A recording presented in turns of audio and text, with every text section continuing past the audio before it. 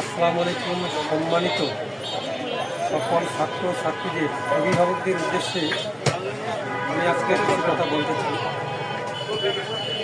আমাদের সমাজকে বাঁচাতে হলে সমাজের করে তাদের হাতে মোবাইল তুলে না দিয়ে তাদের হাতে বই তুলে দিবেন, তাদের হাতে কলম তুলে দিবেন এবং তাদেরকে বই পড়ার জন্য উৎসাহিত করবেন এবং তাদেরকে সাথে করে বইয়ের মার্কেট, বিশেষ করে বাংলাদেশের সবচেয়ে সর্বশ্রেষ্ঠ মার্কেট নীলক্ষেত বইয়ের মার্কেট, ইসলামিয়া মার্কেটে আসবেন বই কেনার জন্য।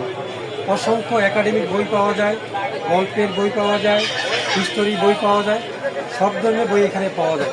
এখানে আসবেন আপনাদের সন্তানদের নিয়ে, সন্তানদের উৎসাহিত করবেন বই কেনার জন্য। দেখবেন দেশ এবং জাতি, যে জাতি যত শিক্ষিত হবে, যত লেখাপড়া করবে, বই পড়বে, সে জাতি তত বুঝতে পারবে, শিখতে পারবে, জ্ঞানী হবে। আজকে কেন আমাদের ছাত্র সমাজ ধ্বংসের পথে? একমাত্র বই পড়ার প্রতি তাদের কোনো উৎসাহ নাই। তারা সবসময় মোবাইল নিয়ে থাকে,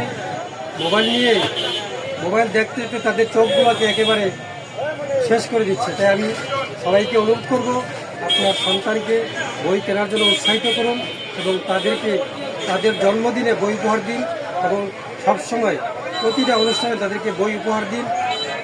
দেশ, জাতি, সমাজ, সর্বশ্রেণীর মানুষ ভালো থাকবে। বই কিনুন, বই পড়ার প্রতি উৎসাহিত করুন। ধন্যবাদ সবাইকে। আসসালামু আলাইকুম।